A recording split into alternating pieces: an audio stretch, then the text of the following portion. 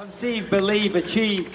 This is former UFC middleweight champion of the world, Michael Bisping. Paddy the Baddy here. You're listening to Combat Sports UK. And you're watching Combat Sports UK. Chris Simpson, Combat Sports UK, with your winner, Lawrence Moran.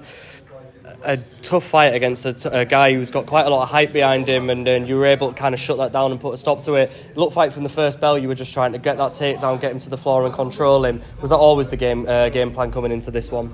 It was and it wasn't. I am naturally a grappler, it's where my background comes from, but I wanted to test it out in the feet a little bit more, but let's call spade a spade. His striking was better than mine, so played him his strengths, and I knew once I got him down, I expected it to be a bit more comfortable, if I'm honest, on the ground. I rushed things a bit too much, and I was a bit inefficient with my energy, especially in the first round.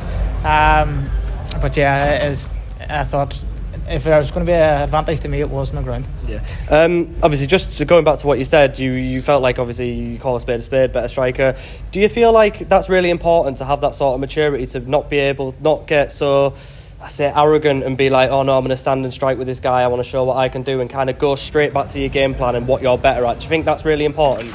Yeah, it's you have to be realistic with yourself. You can't go on and think that you're better everywhere than everybody.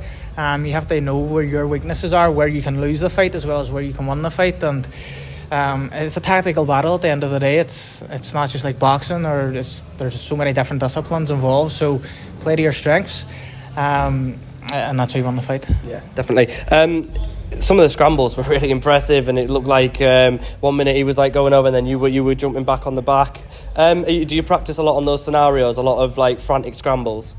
Yeah, so as I say, I come from a jiu-jitsu background, and where I get most of my success in jiu-jitsu competitions or rolling is from scrambling. I knew if he got on top, the one thing I've been working on a lot was the butterfly sweep. So I think there was one occasion where he spun me and I got him straight back over with the butterfly. So I was happy with that. Disappointed in a few scenarios that I could have controlled him a lot better on the ground at times, but it is what it is. You learn from it and take it on to the next one. Yeah, and I know you've got a fight coming up at the end of March back in Derry, I think you said. Can you tell us a little bit about that fight and how you're going to be preparing for that match?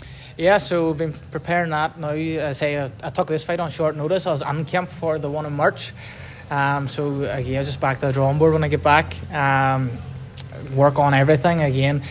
My background's grappling, but I can become a better grappler, I can get better in the striking, more comfortable, and it's amateur at the end of the day. That's what this is all about, just learning before you get to the pro ranks. So hard work as usual. Yeah, well, thank you very much for taking the time. I think your grappling's going to become a problem for some people, so no, thank you very much for taking the time to talk to me. Cheers, Lauren. Thank you, mate.